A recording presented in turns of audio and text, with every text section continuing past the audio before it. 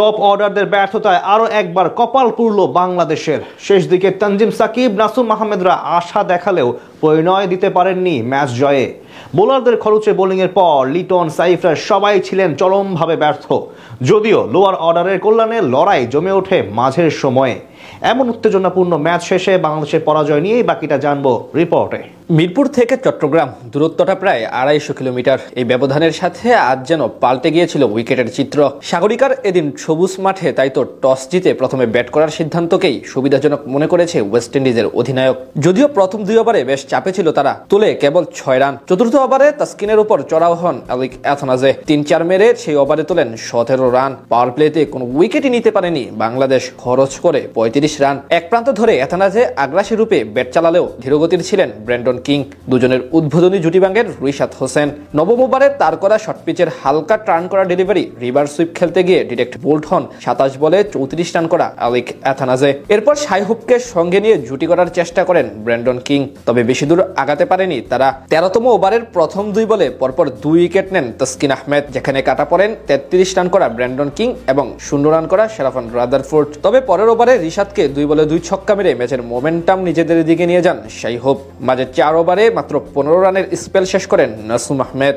যদিও টাইগার বোলাররা এরপর আর কোনো উইকেট নিতে পারছিলেন না প্রতিপক্ষ ব্যাটিং অর্ডারের। ধীরে ধীরে শাইহুপের মতো আগ্রাসী হতে থাকেন রবমান পাওয়েল। শেষ ওভারে তানজিম সাকিবকে হ্যাট্রিক ছক্কা মারার পাশাপাশি 22 রান তোলেন তারা, যার সুবাদে পাওয়েলের 44 এবং হোপের 46 রানের অপরাজিত ইনিংসে ভর করে 165 রানের পুঁজি পায় ওয়েস্ট ইন্ডিজ।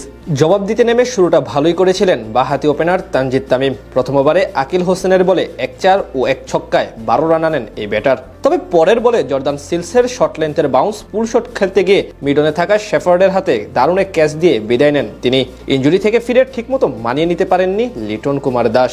আকিল হোসেনের শিকার বনে তিনি আউট হন মাত্র 5 রান করে। একই পরিণতি হয়েছে সাইফ হাসানের। পঞ্চম ওভারে আকিলের লেগ স্ট্যাম্পের বল প্যাডেল সুইপ খেলতে গিয়ে শর্ট ফাইন লেগে ক্যাচ দিয়ে মাত্র 8 রান করে ডাগ আউটে ফিরেন তিনি। পাওয়ার প্লেতে শামীম হোসেন পাটোয়ারির উইকেটও হারায় বাংলাদেশ। বাঁহাতি ব্যাটার আউট হন জেসন হোল্ডারের বলে ডিরেক্ট বোল্ড হয়ে। এরপর অবশ্য দলের হাল ধরার চেষ্টা করেন তাওহিদ হৃদয় এবং নুরুল হাসান সোহান।